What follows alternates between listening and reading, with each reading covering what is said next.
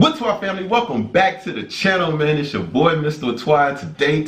Today. Hey, yo, skirt, man, check this out. All right, guys, we got a video today. It's called Korean Hijabi model Ayana Moon's Inspiring Journey to Islam. Mashallah. All right, let's get into it. Now, remember, this is your first time on the channel. Make sure you go ahead and subscribe and join the Whaatwaa family. Also, before you get started, put a like on this video. Remember, if you got a video you want me to react to, get down in the comment section. Post the link and we'll get to it, man. Let's go ahead and check this video out. Whaatwaa. The center of our story is not an unfamiliar face to many of you. We're talking about one of the youngest, most successful, and influential Muslim women around the globe. Her name is Ayana Moon.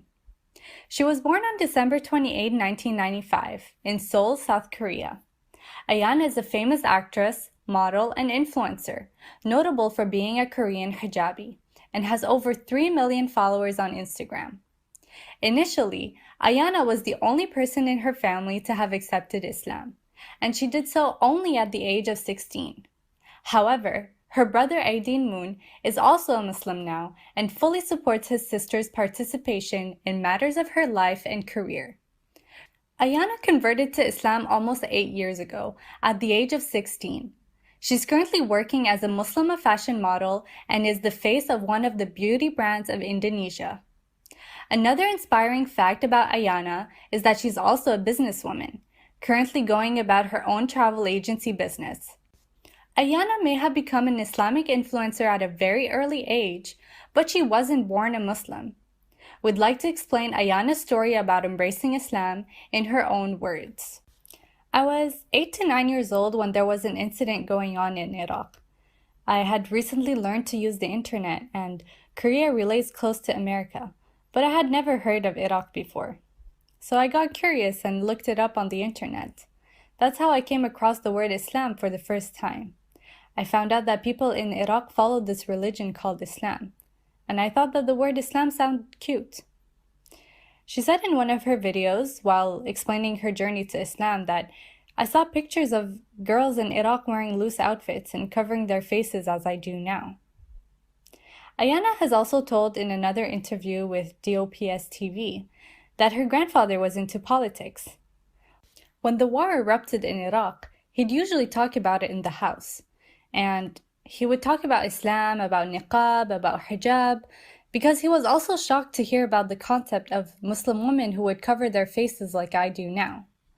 But he did so in a bad way, because, to be honest, it is hard to understand this concept and this culture in the beginning, she says. For some people, this incident might have put a full stop to the appetite of learning about Islam. But Allah clearly had different plans for Ayana.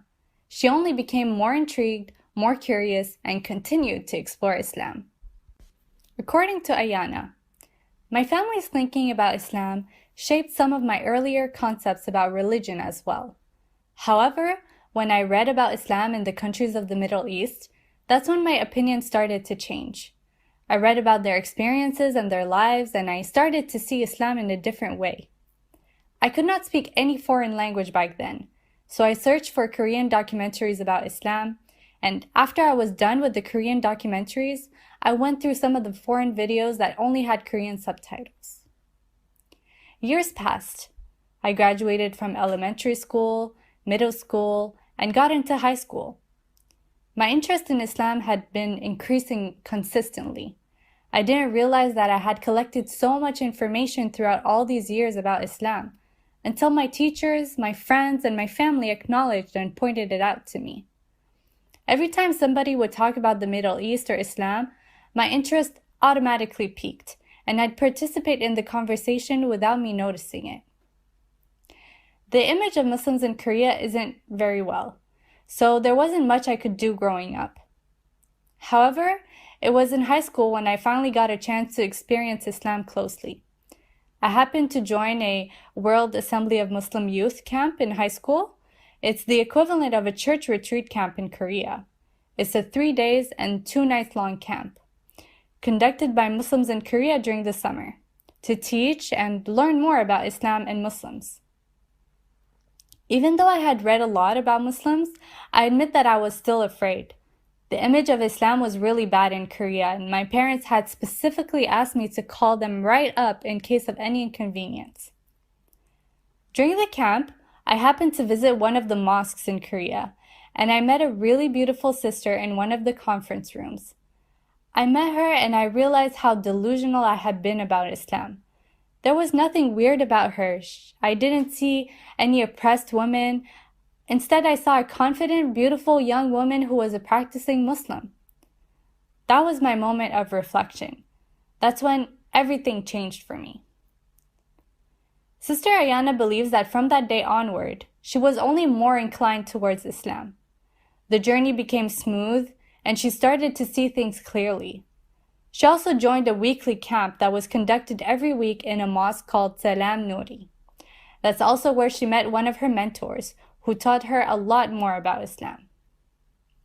She accepted Islam in 2012. I was scared, I was confused. How was I going to manage wearing hijab every day?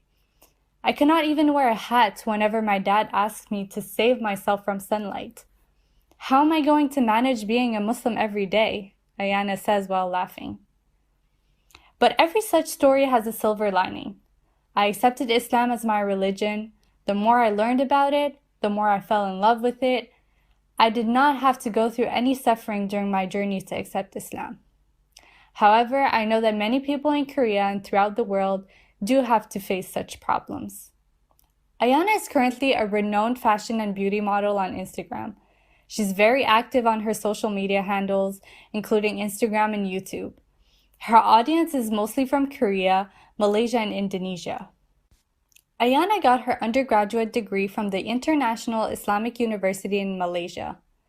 Sister Ayana plans to become a global Islamic influencer and wants to work as a bridge between Korea and the rest of the Islamic world. She also has recently launched a book that's called Ayana's Journey to Islam. We have nothing but sincere wishes for Ayana. We hope she keeps on fulfilling her dreams while continuing to inspire millions of people around the world. We also want to highlight that as Muslims, this right now is the time for us to become more accepting of different cultures and opinions. This is the time to grow and let the world recognize us for who we are. Let's help people like Ayana make an even larger difference in the world. Wow. Whaatwaa family, get down in the comment section. Let me know what you think about this video. Also, if you got a video you want me to react to, get down in the comment section. Post the link and I will get to it.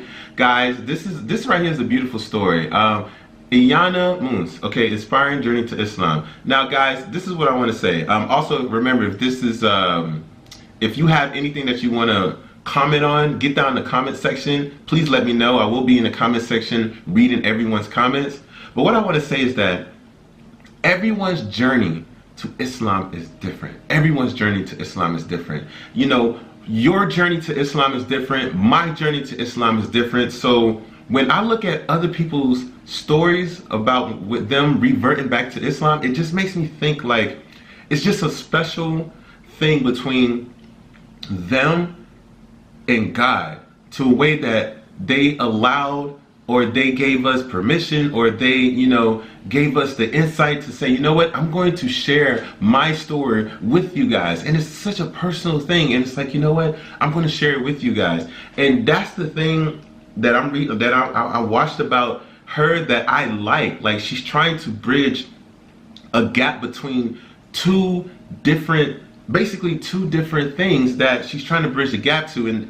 And when I heard that part right there, that's what made me realize what I'm doing. You know, I see that I'm trying to bridge the gap between being Catholic and being Muslim and bringing them together, you know, and to me it's a very hard thing, you know, especially, you know, me.